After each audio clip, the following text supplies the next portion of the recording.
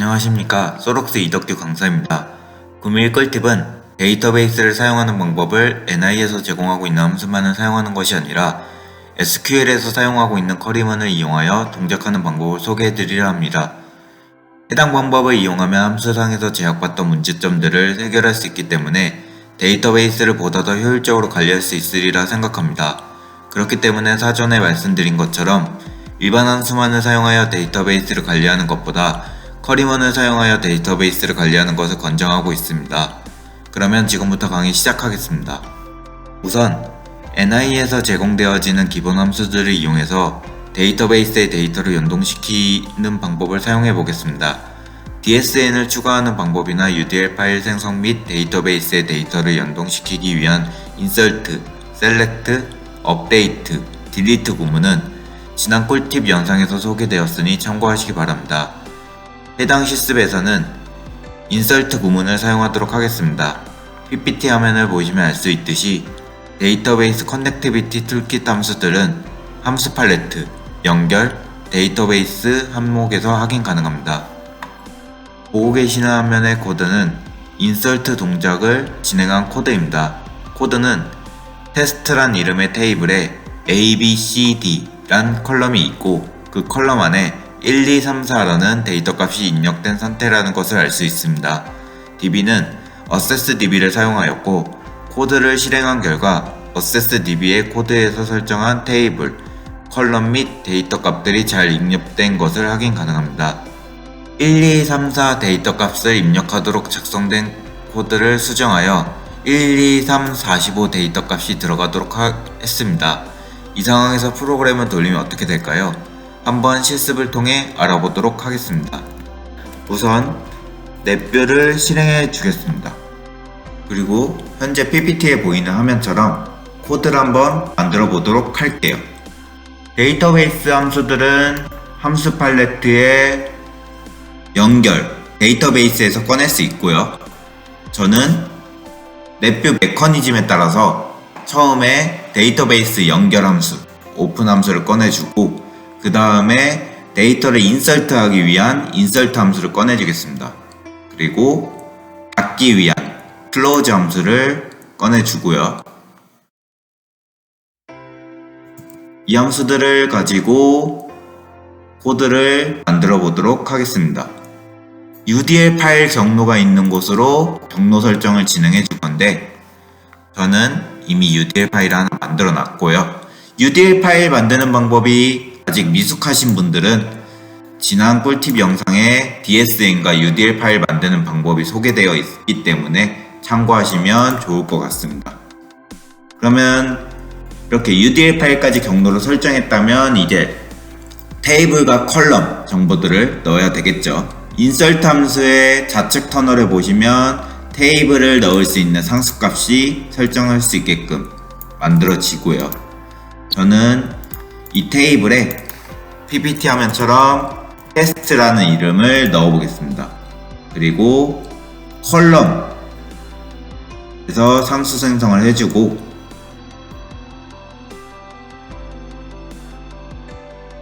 이 부분에 PPT 화면에서 적어놨던 ABCD 값을 그대로 넣어주겠습니다.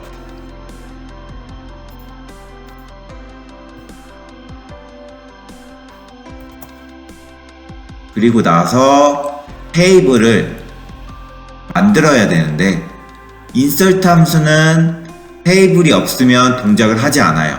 그렇기 때문에 insert 함수를 실행할 때 테이블이 없으면 테이블을 생성해 줄 거다라는 조건을 넣어주기 위한 create table 이 값 쪽에 t값을 넣어주도록 할게요.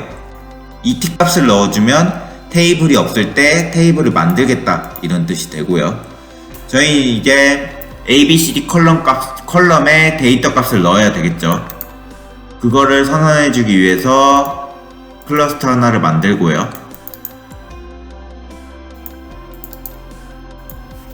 라벨링 된 거를 ABCD라고 한번 만들어 볼게요.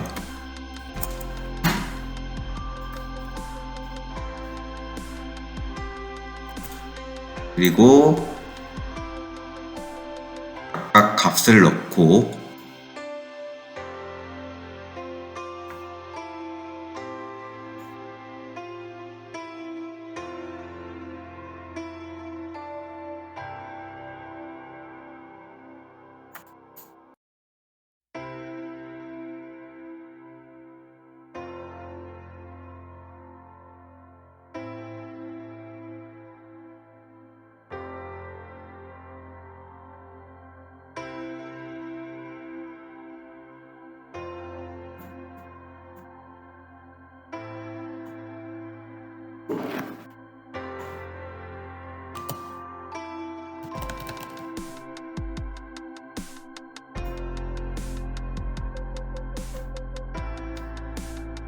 이곳에 처음에는 1, 2, 3, 4라는 값을 넣기로 했죠.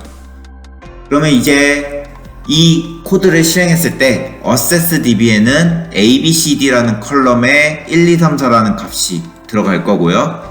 그 데이터베이스의 테이블 이름은 테스트란 이름이 먹혀 들어갈 겁니다. 그럼 저는 이 코드를 실행하기 전에 accessDB의 테이블이 없다는 것을 한번 보여드리도록 할게요. 여러분께 지금 막 만드는 accessDB의 테이블이 없다는 것을 보여드리도록 하겠습니다. 지금 accessDB를 실행했는데 모든 access 개체 쪽에 테이블 이름이 아무것도 없는 거 보실 수 있으시죠?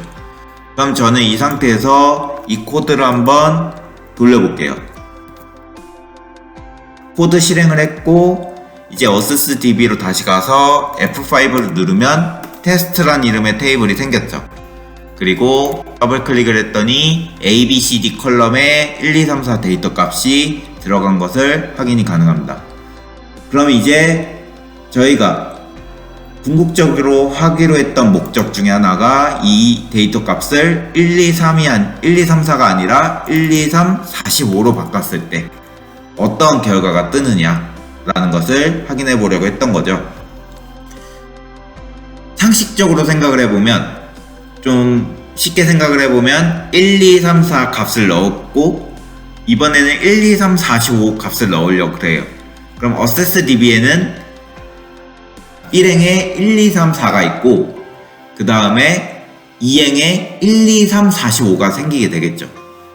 그럼 실제로 그대로 동작을 하는지 한번 코드 실행을 해보도록 하겠습니다.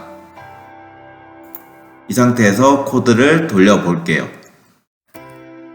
그랬더니 에러가 발생하고 있습니다.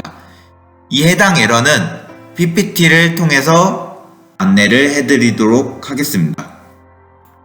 실습을 진행했던 결과 PPT 화면과 같은 에러가 발생했던 것을 확인할 수 있었습니다. 저희는 오직 이 컬럼의 데이터 값을 4에서 45로 변경한 것 뿐인데 왜 이런 에러가 발생하는 걸까요? 한번 에러의 내용을 자세히 살펴보도록 하겠습니다. 에러 내용이 길게 적혀 있는데 이 상황에서 저희가 봐야 할 것은 딱 한 문장입니다. 필드가 너무 작아서 추가하려는 데이터 양을 받아들일 수 없습니다. 뭔지는 모르겠지만 무언가 적은 설정 값으로 인해 45라는 데이터를 받을 수 없다는 것으로 추측할 수 있습니다. 바로 말씀을 드리면 이 에러는 컬럼의 데이터 사이즈가 지정되어 있는 상태에서 사이즈 이상의 데이터를 넣었을 때 발생하는 에러입니다. 그러면 저희는 지금까지 데이터베이스 함수들을 이용하면서 컬럼의 데이터 사이즈를 설정해 준 적이 없었는데 어떻게 해서 데이터 사이즈가 지정되어 그 이상의 데이터를 받을 수 없게 되었다는 걸까요? 저 에러를 놓고 풀이를 해보면 현재 컬럼에 지정된 데이터 사이즈로는 45라는 데이터를 받을 수 없다는 거잖아요. 그렇다면 일단 데이터 사이즈가 어디에서부터 지정이 되어진 것인지부터를 확인을 해야겠죠? 한번 현재 상황까지 어떠한 동작들을 해왔는지 생각해 보도록 하겠습니다. 첫 번째로 저희는 테스트란 테이블에 ABCD란 컬럼을 만들고 1, 2, 3, 4라는 데이터 값을 넣어 주었습니다. 두 번째로 해당 컬럼에 1, 2, 3, 45라는 데이터 값을 넣어 주려고 했는데 에러가 발생했습니다. 이 두 가지 동작만을 수행했었죠. 정답을 말씀드리면 이 두 가지 동작 중 지금 발생한 에러를 유발하게 된 것은 첫 번째 동작입니다. 처음 컬럼에 1, 2, 3, 4라는 데이터 값을 넣어 주었을 때 이때 컬럼의 데이터 사이즈는 자동적으로 1, 2, 3, 4에 해당되는 1바이트라는 데이터 사이즈가 설정되게 되어 있습니다. 그 상황에서 45, 즉 2바이트 값을 넣으려고 했으니 에러가 발생한 것입니다. 자, 이제 에러가 발생하는 원인을 알았으니 에러가 발생하지 않도록 조치를 취해야겠죠? 그 방법으로는 처음 컬럼을 만들어 줄 때 사용자가 데이터 사이즈를 설정해 줄 수 있도록 해주면 되는 것이며, 그 방법은 dbtools create table.vi를 이용하면 가능합니다. dbtools create table.vi에 위치하고 있는 컬럼 인포메이션 터널에서 상수를 생성해보면 PPT 화면과 같은 형태가 출력됩니다. 여기서 확인할 수 있는 사이즈 항목에 값을 넣어주면 사용자가 원하는 데이터 사이즈를 설정할 수 있습니다. PPT 화면은 지금까지 사용해오던 코드를 dbtools create table.vi를 추가 수정한 코드를 보이고 있습니다. 각 컬럼마다 데이터 사이즈를 10으로 맞춰놓고 실행을 하면 데이터 사이즈가 10인 컬럼이 만들어집니다. 이 상태에서는 4라는 데이터를 넣은 뒤에 45라는 데이터를 넣는다고 해도 에러가 발생하지는 않습니다. 데이터 사이즈가 10바이트인 상황에서 45라는 데이터는 2바이트이기 때문에 수용이 가능한 것이지요. 단, 여기서 주의해야 할 것이 있습니다. dbtools create table.vi는 테이블을 생성하기 위한 함수로서 이미 테이블이 만들어져 있다면 에러가 발생하기 때문에 테이블이 만들어져 있는 상황에서 중복 사용을 하면 안됩니다. 화면에서 A, B, C, D 컬럼의 데이터 사이즈를 각각 10으로 설정한 뒤 1, 2, 3, 4라는 데이터를 넣어주는 동작을 보이고 있습니다. 한번 실행하면 accessDB의 데이터 값들이 제대로 입력된 것을 확인 가능합니다. 테이블을 사용자가 원하는 설정 값을 생성을 했다면 이제 dbtools create table.vi를 지어준 다음 컬럼에 들어가는 데이터 값을 변경한 뒤 데이터가 제대로 들어갔는지를 확인해 보겠습니다. 이는 실습을 통해서 한번 확인해 보도록 하겠습니다. 우선 accessDB의 테이블을 삭제를 해줄게요. 그리고 아까 만들어놨던 코드 쪽으로 가서 이 코드에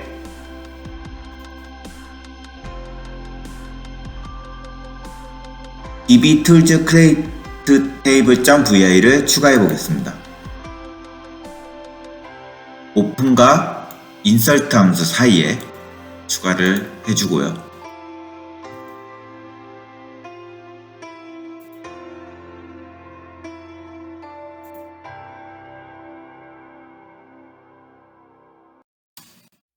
추가를 해줬으면 추가해준 이 함수 쪽에 테이블 이름을 넣어주고요. 그리고 컬럼 인포메이션에서 상수를 한번 생성을 할게요. 자, 저희는 컬럼을 A, B, C, D라고 만들기로 했죠. 그래서 이 맨 위쪽에 있는 이 문자열 상수가 컬럼의 이름인데 이곳에 각각 A, B, C, D 값을 입력해 줄게요.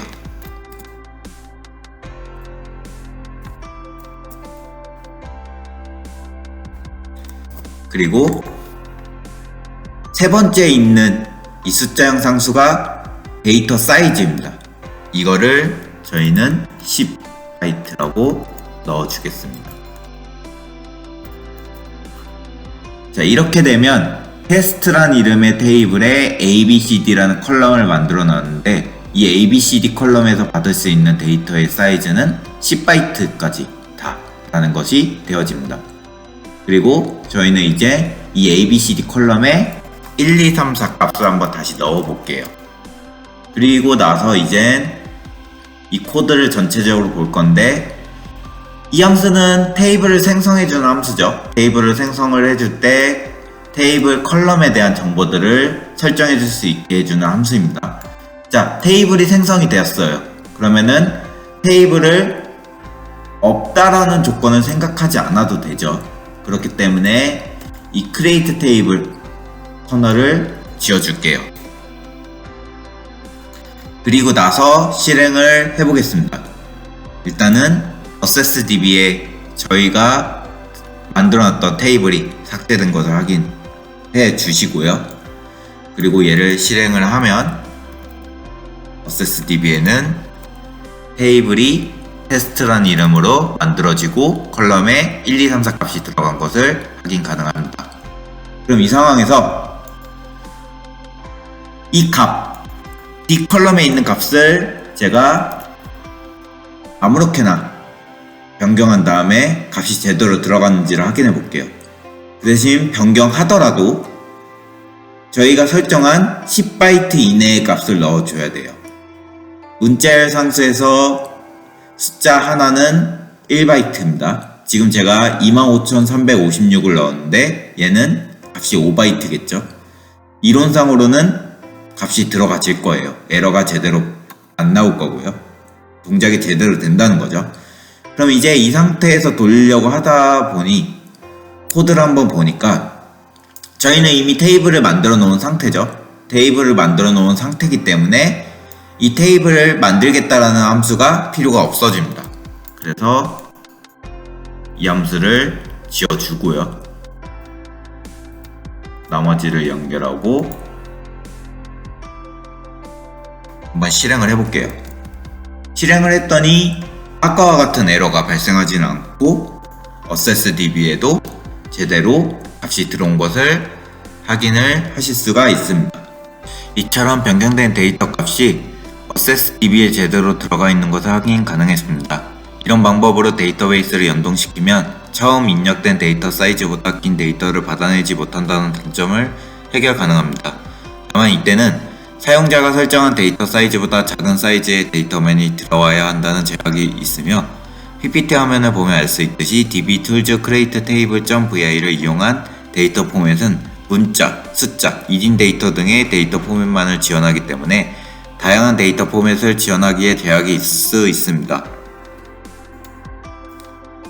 이러한 제약을 해결하기 위한 방법으로 쿼리문을 이용하여 데이터베이스를 사용하기를 권장하고 있습니다. 데이터베이스 함수 팔레트를 보시면 어드밴스드가 위치하고 있는데 해당 항목을 확인하면 쿼리문을 추가하기 위한 함수를 확인 가능합니다. 첫 번째 줄의 처음과 끝에 있는 함수 두 개를 이용해서 쿼리문을 사용하는 것이 가능합니다. 현재 화면은 쿼리문을 추가하여 데이터베이스를 사용하기 위한 구조를 보이고 있습니다. 기본적으로 넷뼈 메커니즘을 동일하게 따르며 동작 전에 쿼리문이 추가되어 있는 것을 볼 수 있습니다. 이 구조는 동작의 상태에 따라 조금씩 변경되어지기는 하나 일반적으로 쿼리문을 사용할 때는 이러한 구조를 따르고 있습니다. 현재 화면은 쿼리문을 추가하여 인서트 동작을 수행하는 코드를 보이고 있습니다.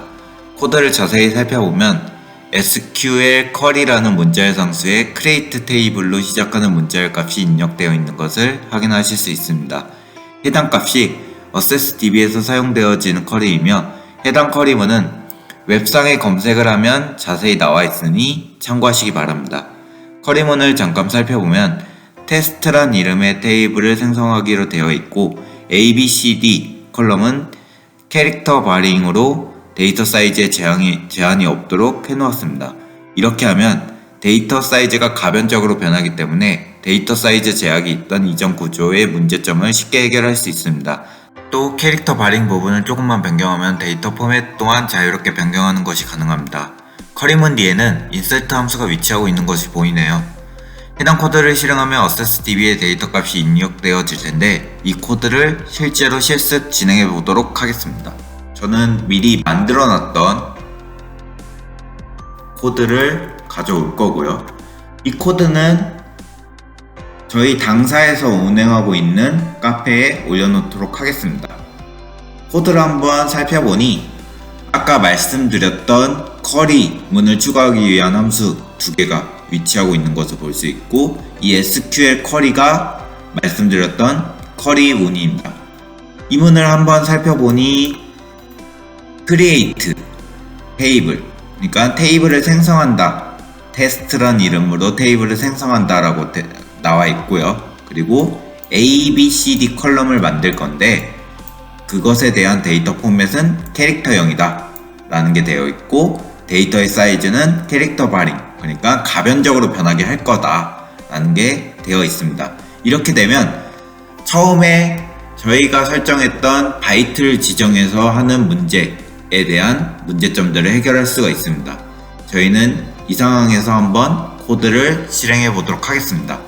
일단 실행을 하기 전에 accessDB에 있는 테이블들을 다 삭제해 줄게요. 그리고 나서 이 코드를 한번 실행을 해 볼게요. 그랬더니 accessDB는 테스트란 이름의 테이블이 만들어진 것을 볼 수 있고 1, 2, 3, 4 값이 들어온 것을 확인 가능하죠. 그럼 저희는 이제 쿼리를 이용해서 테이블을 만들어 봤습니다. 그러면 실제로 얘가 가변적으로 데이터 사이즈가 변하는지를 한번 봐봐야 되겠죠.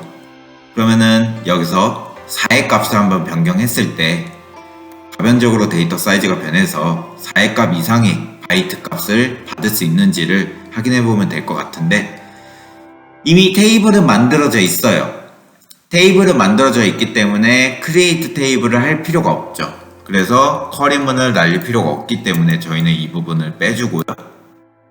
insert 함수만 한번 놔두고 데이터 값을 넣어 볼게요. 그 대신 변경한 데이터 값을 넣어 보면 되겠죠. 딱 봐도 지금 이거는 10바이트보다 커요. 10개 이상의 문자가 들어온 것을 볼 수 있어요. 그럼 이 상태에서 실행을 하고 봤더니 에러가 발생을 안 하고 accessDB에는 제대로 값이 들어온 것을 확인을 하실 수가 있습니다. 오늘은 지금까지 배웠던 데이터베이스 사용 방법에서 더 나아가 쿼리문을 사용하는 것을 권장하는 이유와 함께 쿼리문을 짧게 사용해 보았습니다. 쿼리문은 웹상에 검색을 하면 쉽게 찾으실 수 있으니 필요시에 검색하여 사용하시면 어렵지 않게 사용하실 수 있으리라 생각합니다. 다음 강의는 지금까지 올라갔던 꿀팁 영상에서 다뤘던 기술들을 통합한 강의가 될 것 같습니다. 랩비에서 취득한 데이터를 파이썬과 연동해서 데이터에 따른 예측값을 출력하는 인공지능 구조와 함께 취득한 데이터 및 결과값을 데이터베이스에 사용하기 위한 빅데이터까지 다뤄보는 시간을 갖도록 하겠습니다. 해당 강의가 올라오기 전에 파이썬과 랩비 연동 및 데이터베이스 사용이 궁금하신 분들은 지난 꿀팁 영상들을 참고하시면 좋을 것 같습니다. 그러면 오늘 강의는 이것으로 마치도록 하겠으며 강의 들어주시느라 수고 많으셨습니다. 저는 다음 강의 때 뵙도록 하겠습니다. 감사합니다.